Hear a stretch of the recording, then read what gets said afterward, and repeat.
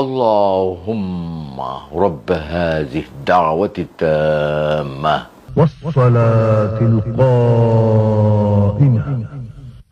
آت محمدا الوسيلة والفضيلة والدرجة الرفيعة وابعثه مقاما محمودا الذي وعدته إنك لا تخلف الميعاد. হে আল্লাহ, এই পরিপূর্ণ আহ্বান ও শাশ্বত নামাজের তুমি প্রভু।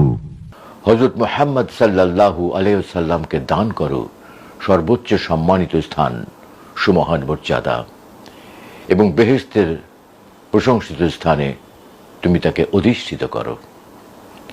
নিশ্চয়ই তুমি প্রতিশ্রুতির ব্যতিক্রম করো না। বিজ্ঞাপনে কণ্ঠ আমি লাখের উপরে ডকুমেন্টারি করেছি এবং আমার অভিজ্ঞতা, পাশাপাশি আবৃত্তি। তোমার ছবিটা দেখতে দেখতে ঘুমিয়ে পড়ি মা। অনেকদিন ঘুম হয় না, কাজের চাপে, সংসারের এটা সেটা করতে করতে কখন যে সময় চলে যায় টেরও পাই না। আমি সরকারি চাকরি ছেড়ে দিয়েছি কোনো ঘুষ খাবো না বলে। আমি আমার জীবনের শ্রেষ্ঠ কাজ যদি বলি, পবিত্র কোরআনের 30 পারা কোরআনের তর্জমা আমি করেছি। এটা এখান থেকে ওই 80 দশকে, যতদিন আল্লাহ হায়াত রেখেছেন আমি আল্লাহর পথে থাকতে চাই। আমি অন্যায়কে প্রশ্রয় দিতে চাই না কখনো।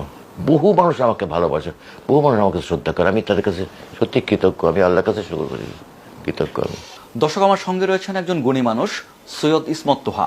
অনেকে হয়তো এইভাবে চিনবেন, 90-এর দশকে বিটিভিতে আজান শেষে যে দরাজ কণ্ঠের দোয়া শুনতেন, সেই ভয়েসটি সেটি কিন্তু ইসমত তোহার।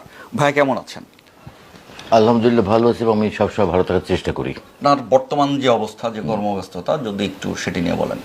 আমি তো কাজ করছি এখানে, মিডিয়াতে কাজ করি 55 বছর। 1970 থেকে আমার শুরু। আমার বাড়ি খুলনাতে, খুলনার বেতারের থেকে আমার শুরু। কিন্তু আমার অনুশীলনটা চলেছে যখন আমি ক্লাস 3-4 পড়ি, তখন থেকে। আমার কিন্তু কোনো ওস্তাদ ছিল না, নাইও, এবং কাউকে ফলো করতাম। একটা মানুষ যখন কোনো আর্টিস্ট হতে চায় বা যে কোনো জিনিস হতে গেলে তাকে কিন্তু কাউকে অনুসরণ করতে হয়, কারোর অনুপ্রেরণা লাগে। তো আমারও এরকম ছিল, কিন্তু সেটা তাকে আমি কখনো চোখে দেখিনি। আমি তার কণ্ঠ শুনে মুগ্ধ হয়ে তার মতো করে পড়ার চেষ্টা করতাম। তখন আকাশবাণী থেকে খবর পড়তেন দেবদুলাল বন্দ্যোপাধ্যায়, বিজন বোস, নীলিমা সান্যাল, এনারা খবর পড়তেন, বিখ্যাত নিউজ রিডার। তো জীবন বোসের খবরটা আমার কাছে খুব আকর্ষণীয় মনে হতো। আমাকে ওনার কণ্ঠ আমাকে অনুপ্রাণিত করেছে, এবং আমি তার মতো করে পড়ার চেষ্টা করতাম। আমি বুঝতাম না যে এত সুন্দর কণ্ঠ কোথা থেকে, কীভাবে